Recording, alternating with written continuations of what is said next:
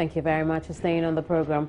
Now, the opposition New Patriotic Party has criticized the government's handling of the controversy involving the payment of more than 50 million cedis to businessman Alfred Woyome. Addressing a news conference in Accra, the communications director of the NPP, Nana Komia, raised a number of questions the opposition party wants answers to. Now, the questions that arise. Number one, why did Mr. Woyome not go to court? He said he did the work in 2007. Why did he not go to court until 2010? 3-4 years after. Why? Number two, why did the Attorney General not go and defend the state? Well, number one, why, when the Attorney General received the petition from Woyome, why didn't the Attorney General contact members of the previous government? Because they claim that he's done work for the previous government. Now, why didn't she also ask for a contract? Why? Now, when Woyome went to court, because there was a delay in the payment, why didn't the Attorney General of Ghana go to defend the state of Ghana? NPP calls on all Ghanaians to be vigilant, stand up and fight for these monies to be returned to the state. It is the money of the Ghanaian taxpayer. We're calling on Ghanaians to stand up and demand that the government retrieve our monies for us. The 51.2 million in 2010-2011 today is worth about 130 million Ghana cedis, using just the exchange rates. The exchange rate at that time was about 1.4 Ghana cedis to the dollar. Today, it is 3.7. So the 51.2, we should be demanding about 130 million Ghana cedis. Now, the government of Ghana in 2012 went back to court, says that the payments of Woyome were true. Now, Woyome has defrauded the government of Ghana. No, that's what the government of Ghana is now claiming. And so, if that is the claim of the government of Ghana, how come that the government officials who allowed this fraud to take place, how come that nobody has been prosecuted to date? Now, you should also remember that when the Auditor General's report came and everybody was scandalized, there were members of government and the government communication teams who were stoutly defending the payments to Woyome. As late as 2012, they were defending that the payments were in order. And I'm sure you remember some of them. Some of them very, very high ranking. Mind you, all the letters that Woyome was writing to the Attorney General were all copied to the office of the Chief of Staff and the President. Yesterday, to make matters even murkier, Mr. Woyome is claiming that even the current Attorney General's firm and clients also benefited from this huge gargantuan monies. So he doesn't see why trying to harass him. We'll come back to this news conference later in the broadcast, but the Attorney General, Marietta Brew Apiapong, is confident the state will win its appeal against businessman Alfred Woyome. This is in spite of Mr. Woyome's demand that she steps down. The businessman claims the AG benefited from the 51.2 million cedi judgment debt paid to him. Nonetheless, the AG insists she is not deterred by Mr. Woyome's claims. Decisions are overturned on appeal all the time. There was one judge sitting as a high court judge who gave this judgment, which we disagree with. Now there's opportunity for 3 law lords in the Court of Appeal to look at the case again. And they will decide whether the judgment was right, whether the judge erred, whether we did not prosecute a good case. We did not prove beyond reasonable doubt the elements of the crime. So a fresh panel of 3 law lords will look at the entire case again. So from what I gather, you're basing your confidence with this appeal that because there are 3 lords who are going to be sitting over the case, it's likely that you would be successful this time. Is that all you're basing your confidence on, or there's something else? I think the prosecution did a good case. The gentleman and the ladies who prosecuted this case are hard-working attorneys. They worked hard. They reviewed the evidence. They wrote a 50-page address.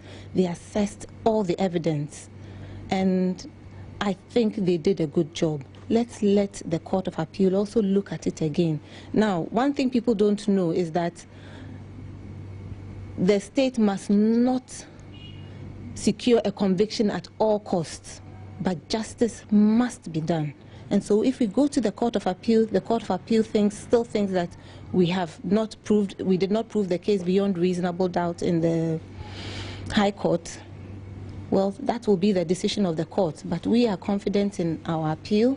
We hope we will succeed, but then we will let the Court of Appeal, decide them. Is there fresh evidence you intend to tender?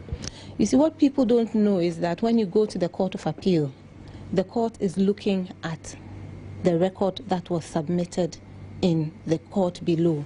Unless we come up with other evidence which was not available to us at the time and could not have been available to us at the time. Do you have any such? We do not lead any fresh evidence.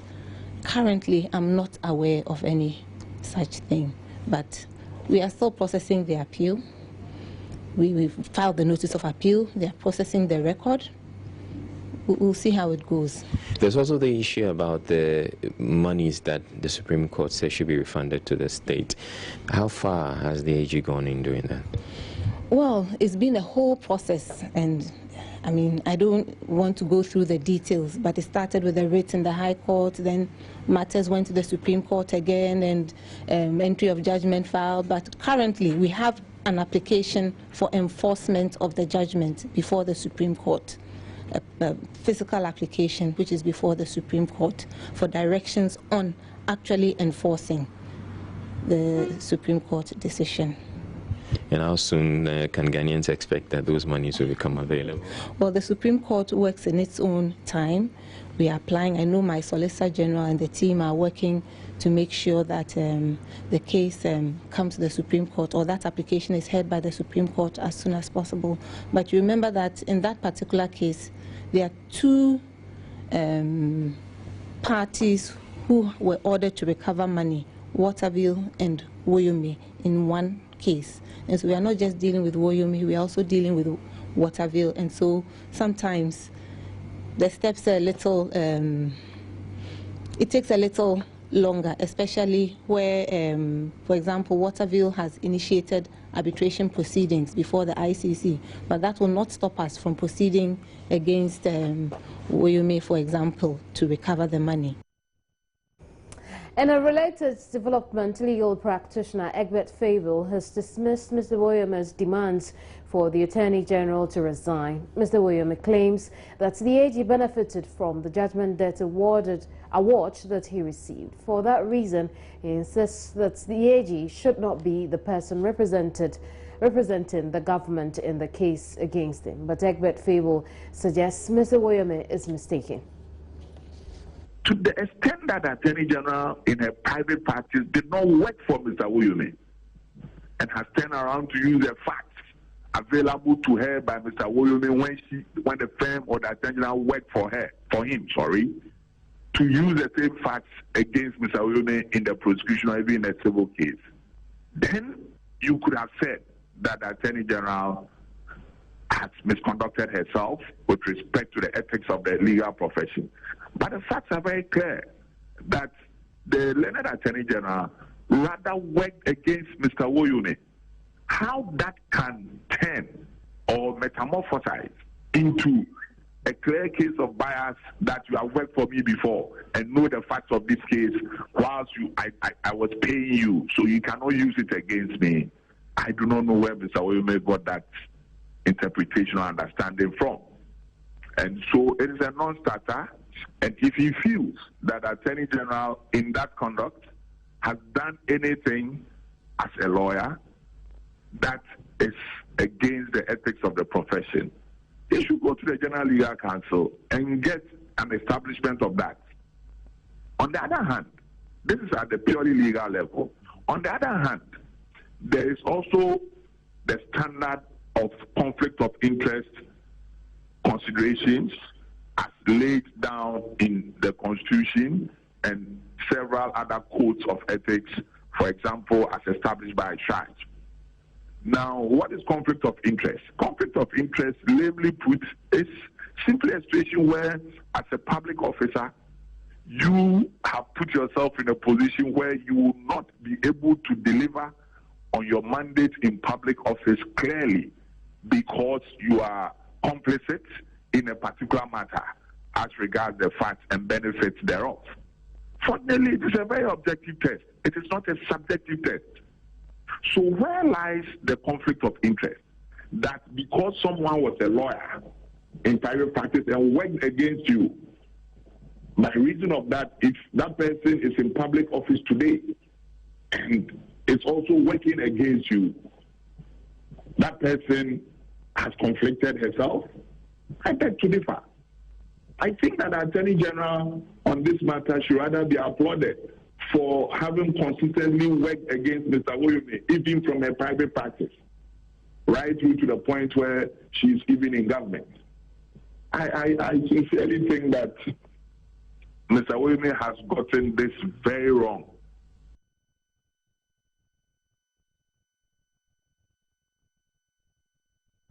Now, hundreds of people have taken to the streets in Kumasi in a march to show their support for President John Mahama. Our correspondent Erastus Asari Donko is with the marchers and now joins us on the phone with more. Hello, Erastus.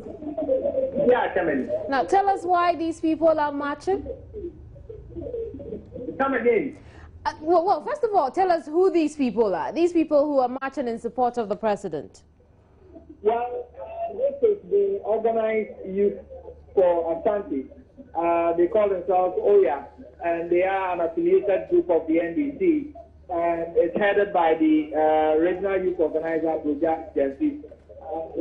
They, together with the endorsement of the regional NDC, together organize this, what they call Solidarity Walk. And what they seek to highlight is the achievements of the government. And what they are saying is that, well, there is the energy crisis, there is a crisis when it comes to the economy, all right. People are facing challenges, but then they think that this is not without ongoing projects, construction of several projects on the ground, and those issues must be highlighted as well. I just have with me here, let me ask one or two questions. He's the Deputy Regional Secretary of the NDC. They are joining this youth group. Why are you joining this group in organizing this group? We share in their position as a region. Actually, there's a symbiotic relationship between us and OYA. And not only they approach the regional wing of the NDC, and we are functioning this particular work today. Because obviously, we all concede, which the president has done times without numbers, that the energy situation is affecting businesses and lives. Nonetheless, we can all hold our arms where development in other sectors of our national lives continues to be done. Whereas people have continuously to doubt the commitment of the presidency to seeing the lives of the masses better.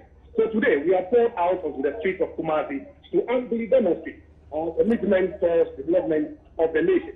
We are all in the situation. I know that it is very annoying when you are in the comfort of your home and the power situation surges again. It can be very discomforting. Nonetheless, we are seeing massive development in every sector of our national life. Everybody is happy under the military bed hospitals that we are erecting at the Chuma district of the Atani region. You couldn't have traveled by air in the Kumasi. Not all these programs, when we are working through the school, but with a child and all that, people who believe that we don't know what to do for such a solidarity work because nobody's taking the president. There is no perfect system. And always you always have cynics and people who doubt the ability of the president to deliver. So I think that shouldn't be any form of distraction to us at all. The most important issue is today we have been able to highlight major and monumental projects that we have undertaken in the region for everybody to see, pictorially, and we have also written them for people to see. That indeed, the president has not reneged on his promises to the good people of the Ashanti region. And he will continue to better the plight of the people, regardless of the contemporary difficulty we find ourselves in relation to the power situation. But clearly, you can always not have a perfect system. That is not to say that we can conclude that all is not well with us. To a larger extent, we are seeing development.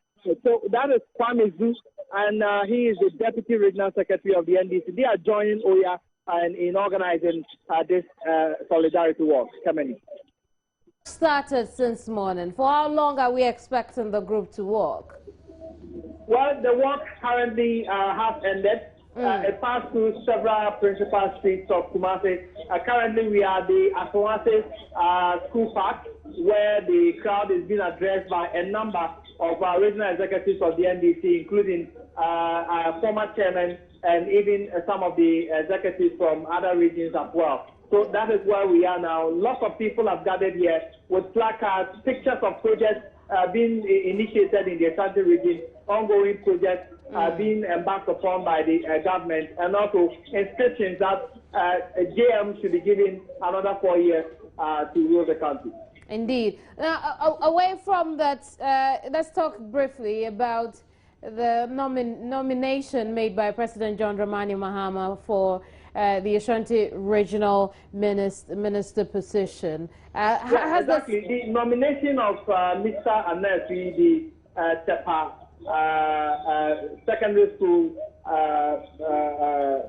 headmaster, has come as did it come up? A surprise to many. But then there are people who are happy that the president has made a neutral choice. Let me put that question to my regional deputy secretary here, Kwame. What do you make of the nomination of the president? We do understand that we need somebody who will unify the parties, the trading factions and all. But how do you see the president's nomination?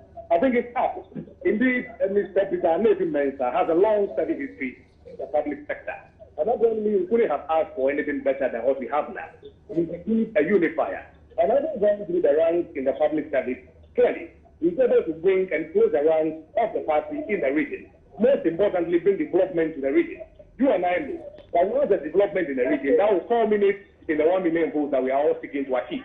But I think having been elected to be the leader of charge, clearly demonstrates that he can be able to work with both the NDC and the MPC and be able to rally everybody around himself and be able to embark upon developmental projects in the region so that the region can move on. You and I know clearly that he is not an appointee. You think that the various trading factions accept it? Well, we have had several meetings with the leadership of the party and we have smoked the peace pipe. And we have come to the realization that before we can be able to garner our target of 1 million votes in 2016, we have to work together as a family. As I speak to you now, plans are advanced to roll out most of our activities for the year 2015 leading into 2016. And we are very hopeful that his coming on board will only facilitate that and be the icing on the cake for us. All right, so Kwame, Regional Deputy Secretary, you heard him there. And that concern is echoed by many people here, including the two factions, the Basaka group and the motor riders as well. So there are people who think that... Erastus, I'm afraid we'd have to leave it here for now. Thank you very much, Erastus, for that report. Up north in Tamale, civil society groups have hit the streets of Tamale to register their displeasure at the postponement of the district-level elections. The elections, which were slated for March 3, were postponed after the Supreme Court ruled that the Electoral Commission had breached the Constitution. The group of protesters in Tamale is demanding compensation for aspirants who had been campaigning before the Supreme Court ruling. Correspondent Hashmin Mohammed has joined us over the telephone with some more updates from this particular protest. Hello, Hashmin. Hello, Kamini. Has the petition been delivered to the regional minister? Well, the petition has been delivered a while ago by the coordinator for the civil society platform on good governance. Now, this civil society platform on good governance is made up of assembly members and non-governmental organizations working in the northern region.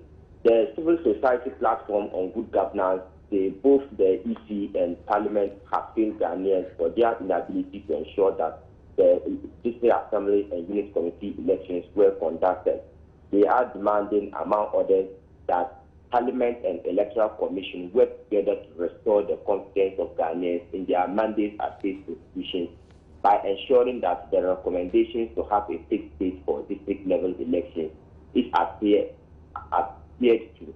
Now, they are also demanding from Parliament that they enact a law that will ensure that presidential, parliamentary, and district-level elections are organized together. And they also want any individual or group of individuals from the Electoral Commission who have done Ghanaians this great disservice to be shown the exit immediately. Indeed. What was the regional minister's response? After he received the petition? The regional minister, upon receiving the petition, assured the civil society platform that he was going to deliver it to the president and then Parliament for them to attend to their issue. I see. Thank you very much for your time, Hashmin. Hashmin Mohammed joined us from Tamale, where civil society groups are protesting the lackadaisical attitude of the EC towards the district-level elections. Our top stories here on Joy News today. A Opposition New Patriotic Party criticizes government's handling of the controversy involving the payment of more than 50 million cedis to businessman Alfred Agbashi-Woyome. Hundreds of NDC sympathizers take to the streets in Kumasi in a march to show their support for President John Dramani Mahama. Civil society groups in the northern region hit the streets of Tamale to protest what they say is the Electoral Commission's lack of seriousness towards the District Assembly elections. My name is Kimini Nyamani, and I'll be right back with more. Don't go away.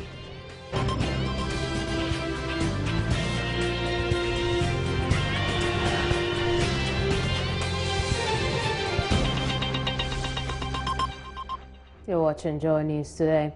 President John Mahama is facing a legal battle for allegedly changing the working conditions of the country's judges. A man in Accra has filed a writ at the Supreme Court asking the judges to declare that President Mahama acted illegally in varying their service conditions. Michael E. Francis Aban joined me earlier in the studio to talk about this writ. Time in 2013, there was some controversy about judges at the lower and higher courts and how much they're supposed to pay, as in how much they are supposed to be given as pay. Now, the plaintiff, Mr. Noble Kaur, says that the president on the 4th of January this year caused to be written a letter varying the Professor Marian Iramadi chaired committee on emoluments, an action he deemed illegal. Now, he stated further that the president did not only lack the substantive authority in determining the gratuities of Superior Court judges, but also failed to consult the Council of State as required by law. So if the president is supposed to take a decision on how much each judge is supposed to take per salaries and take-home benefits, that decision is not taken by himself. He needs to consult with the Council of State, who will give recommendations, and then a decision is taken as to how much each person will take. Now, as part of the relief that Mr. Kaur is asking for, he wants the court to declare that any procedure used to calculate the gratuity of Superior Court judges that uses 4 months, which is what the president is asking for. Exactly. 4 months of each year of completed service as contained in a letter signed by the Chief of Staff dated the 4th of January 2013, which procedure is not contained in the recommendations of the Professor Marian Irama Adi report, is inconsistent with the law and should be considered as null and void. So a report was done, recommendations were given, a review was done by the Ishmael Yamson Committee. So they're saying that stick to that, don't write a new letter to change the terms, because that was not what we agreed on. Has the president got the ability, the powers to reject any part of the recommendations? Well, he commissioned the report, but if he's to take a decision on how much these people have to take, Article 71 holders, for which he's also a part, he cannot take that decision by himself, by a straight pen decision, personal decision. No, it has to be through consultation. And everybody should be on the same page when it comes to this. That's what Mr. Kaur is asking for. And according to Kaur, that has not happened. That has not happened. So the president has acted illegally. Now, has the presidency reacted to Well, this? we have not received any official response to that. We're still working to get a response from the presidency as to what they make of this application that has been filed by a citizen of Ghana, Mr. Noble Kaur, and also find out what the next line of action would be. NPP flag bearer Nana Akufo-Addo is being challenged to pay 798,000 Ghana cedis for allegedly keeping state vehicles for 19 months after leaving office as Foreign Affairs Minister in 2007. An NDC links group claims its investigations reveals that Nana Akufo-Addo used the four-wheel vehicles while campaigning in the 2008 general elections. Spencer Quay is a spokesman for this group. We saw a document being banded on social media about 3 weeks ago. A letter that was definitely signed by the former Chief of Staff, Kodjon Pienin, that asking the then President, the late Professor Mills, that they be given opportunity to buy vehicles that they were using which are 2 years or older. This actually led to us to investigate. I mean, why would anybody be in office? You have a car 2 years old and you want to buy it when you are out of office. And upon our investigation, we saw some of these things which we are highlighting. And we have stated clearly in our press release that we are not only interested in Honorable Nana Akufo-Addo, we are interested in every single person who, long after leaving office, still is assessing resources that is supposed to go to people that are now occupying their position. So it is not an issue about reaction. We prefer that people would stick to the essence of this issue. People will let us talk about the substance, the pertinent issues, the issue that is at the heart of every single Ghanaian. How do we stop the leakages in government? How do we make sure that every person or every city is accounted for in this country? That is the essence, and that is the message we want to put across. Beyond the close of work on Wednesday, we are taking him to court if he fails to come up with amount that we advise him to pay. Close of work Wednesday. Yes, by close of work Wednesday. And if anybody has any counter evidence, you should give it to him or you should put it out there. The Eastern Regional Security Council is set to beef up security to curb alleged illegal activities by Fulani herdsmen. Regional Minister Nchibwesi Akosetre says the RECSEC has received several reports from residents about the Fulani herdsmen' illegal activities. Military, police, immigration and BNI officers have been deployed in 4 districts in the region. The districts include Kwewu East at Jurbiase, Kwewu South at Tiase, Kwewu North at Donkokurum and Fantiakwa at Bregro. Been put in place accordingly. If for any reason there are any complaints, make sure you pass it through your various chains of command. Let us know about it, and then the minister will make sure that he addresses them. Are we clear? Yes, sir. Medical conditions there have also been taken care of. But as you are going out there, watch out. That is not a city that you are going to live in. You are not going to have 24/7 light. You are not going to have hot water bath. You are not going to lie in jacuzzis. But as professionals, we have been trained to endure all and make sure that we execute our tasks professionally. From here, you are going to move to our various locations under our various commanders. Fantiakwa, you will go straight. Afram Plains North and South, your bases have used their cattle to go and destroy farm lands. And in the process, beat up, rape, and shoot. In fact, we have had about 5 shootings, some of them dead, within the couple of months that we are talking about. And that is why we have put this Operation Cowleg in place. I've told you that there have been several consultations. The military high command has sanctioned it. The government itself has sanctioned it, the National Security, and the Regional Coordinating Council, together with the police and other services leaders. The task is simple. ensure peaceful coexistence. When I return, it's business. Don't go away.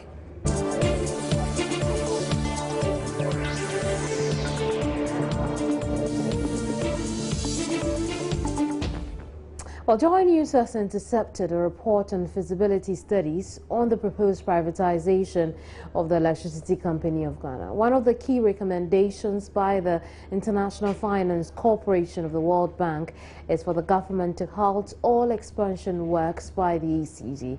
Private sector participation is one of the conditions for the disbursement of a $500 million investment to be drawn from the Millennium Challenge Corporation. My colleague Nati has been studying the report. One of the key concerns the study raises is that for the MCC to achieve its desired investment, they are in fact investing $177 million and they're expecting $750 million over 20 years. So for them to be able to achieve the gains of this investment, there needs to be some changes in the way ECG's growth is managed.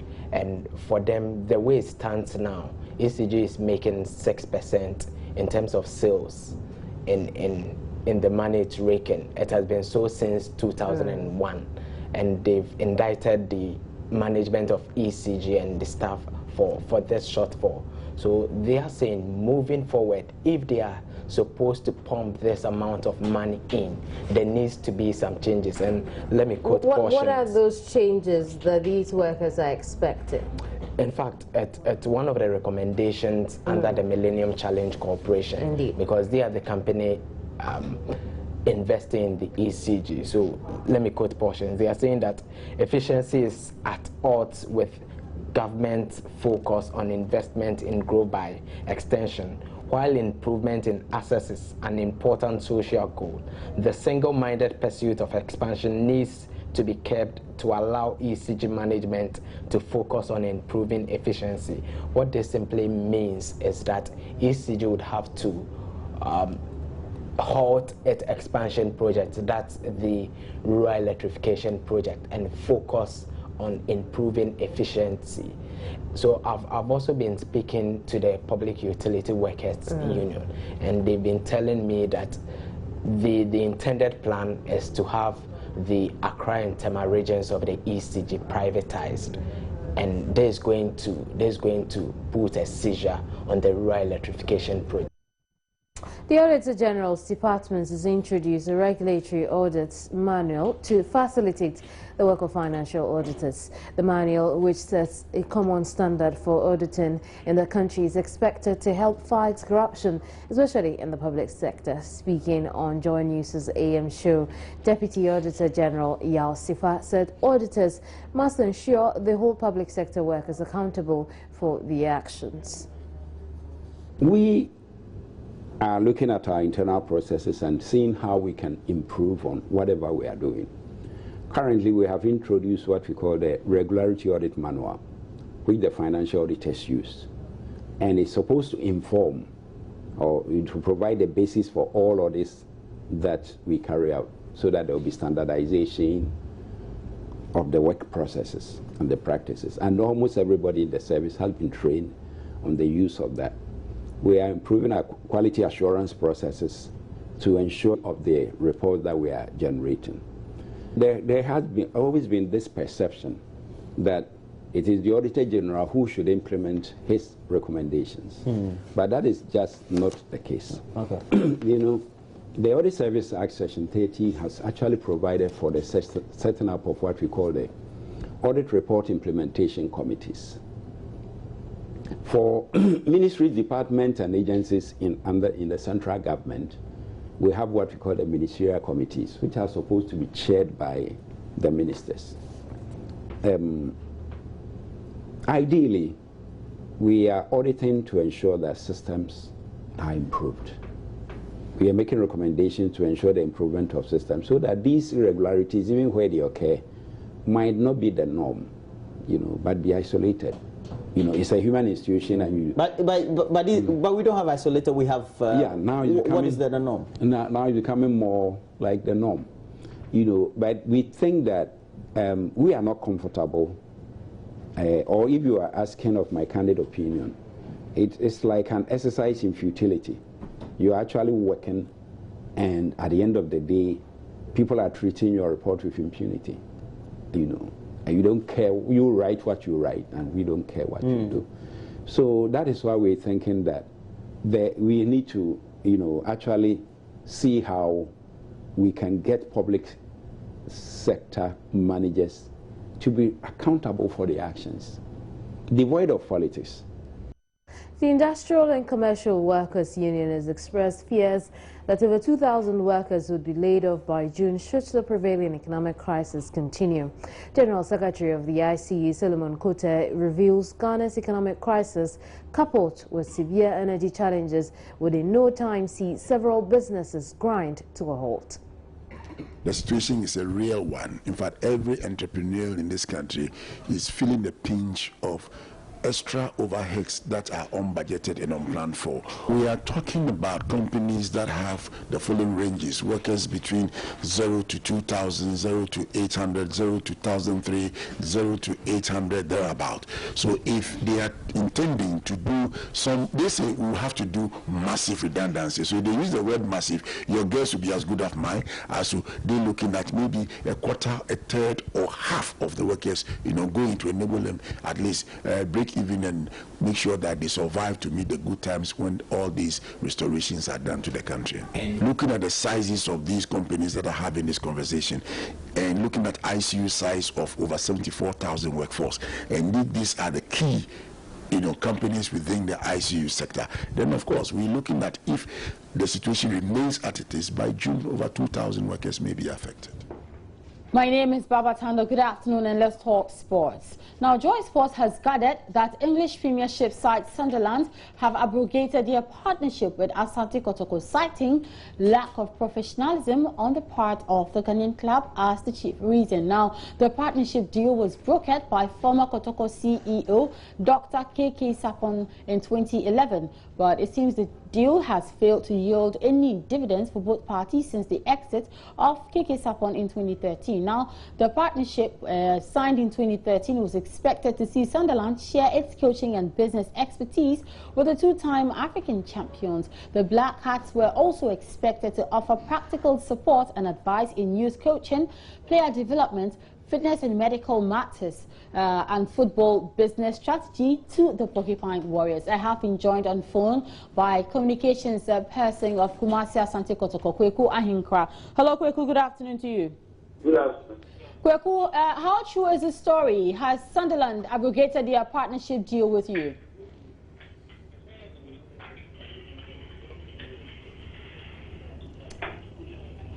Hello, Kweku. Rashida, can you hear me? Yes, now it's fine. I'm asking, how true is it about the fact that Sunderland have abrogated their partnership deal with Kumasi Asante Kotoko? Right, thank you very much, Rashida. As far as management of Kumasi Asante Kotoko is concerned, there is no such notification concerning, Sunderland wanting to abrogate the contract, they have with us, or the partnership they have with us.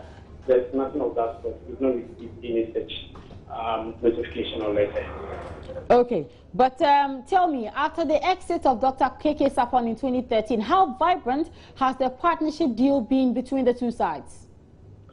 Well, I wouldn't call the situation a very vibrant one, but not so long ago, Sunderland wrote to the club wanting to play a junior tournament with us and the number of clubs in South Africa recently, and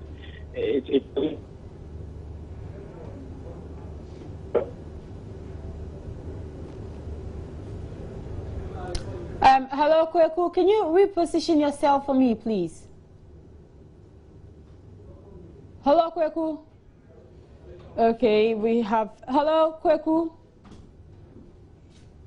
Okay, we have lost Kwekwa Hinkra on the line there. Apologies for that, but we'll move on to our next story and come back if need be. Now, the Chief Executive Officer of Box Office Promotions and Syndicate, Alex Ntiamoa, has confirmed to Joy Sports that talks are ongoing to stage one of the biggest fights in the country between top-talking boxer Ayite Powers and American-based Ghanaian boxer Samir Basti. I have been joined on phone by Chief Executive Officer of Box Office Promotions, Alex Ntiamoa. Hello, Alex. Good afternoon. Good afternoon, Russia. Alex, we have actually gathered that your outfit is in talks with Samir Basti and Ayite Powers to stage a fight. How true is that? Yeah, it is true. I've started negotiation with Basti as well as Ayite Powers to, if God permit, to seal the deal, maybe to be in June. So we are on a negotiation process, and whatever happens, I will release it to the public. But why promotion between these two boxers? Okay, actually, Basti Samir is in town and is prepared to fight in Ghana. Basti started his pro fight in US, so most of Ghanaian fans have not seen him as he has turned professional. They have seen his amateur days, and he's a very good boxer. Now that he has turned pro, he has got a lot of fans here in Ghana, but they have not watched him live. So he has intended to come to stay in Ghana to fight for a while before he leaves to the US. So at least he needs to get some fight this year, and we are talking to Ayite Powers to make the fight. And I understand Ayite Powers would also want to use the opportunity to revive his dwindling career. Yeah, it's true. Actually, you know, we wanted to have Samuel against Brahma Bukumbankum, but you know, the negotiations for that fight proving very difficult because of financial aspect of the whole thing. But Ayite Powers is now coming into the terms so that we can make the fight possible. He believes though Bankum he has lost against Bankum, he has got what it takes to win against Basti Samuel, so he's prepared to come forward to face Basti Samuel. Okay. So we are on a negotiation process. All right. And what title would they be fighting for? I'm looking at WBA Pan Africa because Basti was once rated in the WBA, and I believe if any, as well as Ayite Powers, so if any of them win, it's going to give them world ranking in the WBA. Thank you very much, Alex Ntiamoa, Chief Executive Officer of Box Office Promotions. And we're still looking into the story where Sunderland have actually abrogated their partnership contract with Kumasi Asante Kotoko. But that'll be it for now. My name is Baba Tando. Have a good afternoon. Staying on the program now, the Society of Private Medical and Dental Practitioners is giving the National Health Insurance Authority a 6-week ultimatum to pay all its claims. They are also asking that the NHIA reviews its capitation grant as it's being poorly managed and may collapse soon. Joy News' Felix Akoyam has more on this development and joins me over the telephone. Hello, Felix. Hello, Kamini. What else are they saying? Essentially, Kamini, they are saying that the capitation grant is being poorly managed, and they are unhappy about the incompetent manner the NHIA is managing the process. Quite apart from that, they are also saying that beginning 1st May, they are going to reject all NHIA beneficiaries who try to access their facilities nationwide. Now, how realistic do they think the 6-week ultimatum is? Do they think it's enough for the NHIA to pay up all its debt? For them, they've exhausted all, dialogue, with the NHIA. And so they are saying that nothing will prevent them from going ahead with this decision, because they've had serious issues with even government institutions like SNIT, who've taken them to court for their inability to pay the benefits, the SNIT benefits of their members. And so They are saying that it's really affecting them. They are unable to pay utilities and a whole. And, what happens if the NHIA is unable to pay its debt after the 6-week ultimatum? So what happens is that they are going to reject every NHIA beneficiary who attends their private facilities across the country. I see. And they are also proposing the co-payment system, which they believe is the only way that can sustain the National Health Insurance Scheme. We'll leave it here for now. Thank you very much, Felix. There'll be more on this in subsequent broadcasts. Now, Chieftaincy Affairs Ministry is pushing for an amendment to the Chieftaincy Act. If approved, the revised law can be used to jail or fine anyone who refuses to attend to a chief's summons. Parliamentary Affairs correspondent Elton Brobe joins me over the telephone with more on this. Hello, Elton. Hi. Why is the Chieftaincy Ministry pushing for a change to the law? Well, the amendment is in response to a Supreme Court ruling in the case of Nana Agyemangpo, the Attorney General and the President of the National House of Chiefs, dated 20th July 2011, in which the Supreme Court ruled unconstitutional and subsequently expunged from the Chieftaincy Act Section 63D of the Chieftaincy Act, which provides that a person who deliberately refuses to honor a call from a chief to attend to an issue commits an offense and is liable on summary conviction to a fine of not more than 200 penalty units or to a term of imprisonment of not more than 3 months or both. Now, the Supreme Court ruling bars chief from summoning people to their palaces to answer for some wrongdoing. Now, the Chieftaincy Ministry is of the view that this has reduced the powers of chiefs.